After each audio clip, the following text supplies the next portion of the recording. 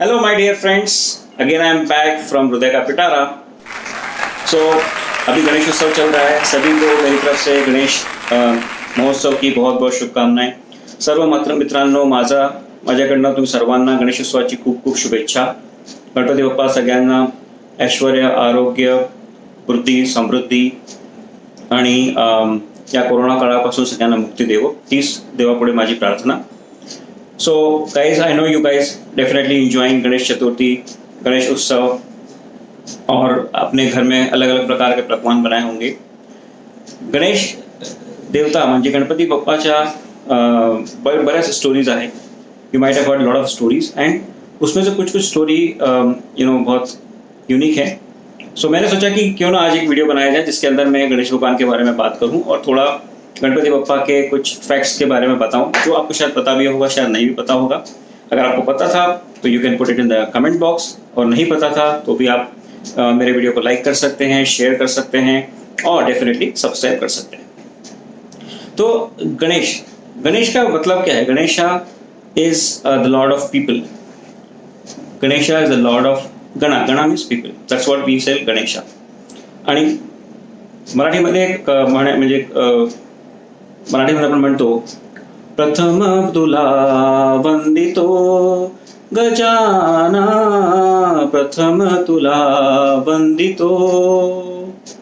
मतलब पहले गणपति भगवान की ही पूजा की जाती है. हम कोई भी पूजा चालू करते हैं, कोई भी कार्यक्रम चालू करते हैं, कोई भी हिंदू माइथोलॉजी के हिसाब से जब भी कोई हमारे यहाँ पूजा पाठ होता है तो हम गणपति भगवान की पहले आराधना करते हैं, उनकी पूजा करते हैं और फिर हम लोग दूसरे कार्यों के लिए चालू करते हैं.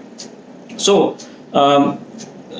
जनरली गणपति भगवान की पूजा बहुत सारे पूजा और कार्यक्रमों में की जाती है, लेकिन एक ऐसी पूजा होती है जहाँ पे गणपति भगवान के साथ साथ बाकी देवी देवताओं की भी पूजा की जाती है. उनकी एक फैमिली की एक तरह से पूजा की जाती है. वो है दुर्गा पूजा. दुर्गा पूजा में गणपति भगवान के साथ साथ कार्तिकेय भगवान, शिव भगवान, माँ दुर्गा, माँ सरस्वती की भी पूजा की जाती है. सो वो एक ऐसी पूजा होती है जहाँ पे सारे देवी देवताओं की, बाकी उनके जो फैमिली मेंबर्स हैं उनकी भी पूजा होती है. नाउ आज मैं एक स्टोरी बताऊंगा कि जिसमें, या फैक्ट बताऊंगा कि जिसमें उनके जो दूसरे नाम है, जैसे एक दंत, तो उनका एक दंत नाम क्यों पड़ा. शायद आप में से कुछ लोगों को पता भी होगा कि उनका एक दंत नाम कैसे पड़ा और कहाँ से आया, लेकिन उसके पीछे एक स्टोरी है. तो मैंने सोचा आज वो स्टोरी आपके सामने में सुनाता हूँ. गणपति भगवान जो है वो वैसे भी सबके पूजनीय हैं और ये सबको पता है कि वो शंकर जी के पुत्र हैं. तो एक बार शंकर जी अपने कैलाश पर्वत पर साधना में लीन थे और उसी समय परशुराम जी, जो कि ऋषि मुनि में एक महान ऋषि मुनि माने जाते हैं. सो परशुराम जी ने उनसे मिलने की इच्छा व्यक्त की और वो वहाँ पे कैलाश पर्वत के लिए उनसे मिलने के लिए चले गए. जब वहाँ पे वो मिलने के लिए गए तो उन्होंने देखा कि वहाँ पे शंकर भगवान जो है वो अपनी साधना में लीन है और गणेश भगवान को ये शंकर भगवान जी की तरफ से कहा गया था कि कोई भी उन्हें उनकी साधना में भंग न डाले, कोई उनको डिस्टर्ब न करे. इसके लिए वो वहाँ पे बैठे हुए थे और वो किसी को भी अलाउड नहीं कर रहे थे उनसे मिलने के लिए.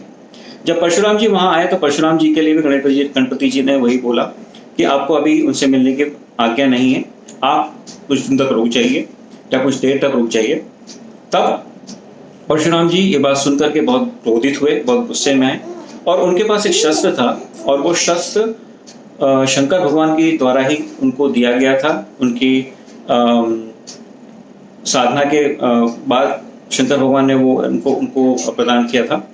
तो ये बात गणपति जी जानते थे कि जो शस्त्र उनके पास है या जो उससे वो उनके ऊपर प्रहार कर सकते हैं, वो शस्त्र क्योंकि उनके पिताजी के द्वारा दिया हुआ है तो उसकी वो अवहेलना नहीं करना चाहते थे, उसका वो मान रखना चाहते थे, उसका सम्मान रखना चाहते थे. तो उन्होंने, जब परशुराम जी ने गुस्से में आकर के उस शस्त्र के द्वारा गणपति जी पर प्रहार किया तो उस प्रहार को उन्होंने अपने एक दंत पे ले लिया, जिसकी वजह से आज भी वो एक दंत के नाम से जाने जाते हैं. तो ये एक माइथोलॉजिकल कथा है. एक और दूसरी माइथोलॉजिकल कथा है जो कि कही जाती है, आपने सुना भी होगा कि महाभारत जब हो रही थी तब महाभारत की कहानी बताने के लिए हमारे ऋषि मुनि में व्यास ऋषि थे जो कि इस महाभारत की पूरी कहानी को बता रहे थे.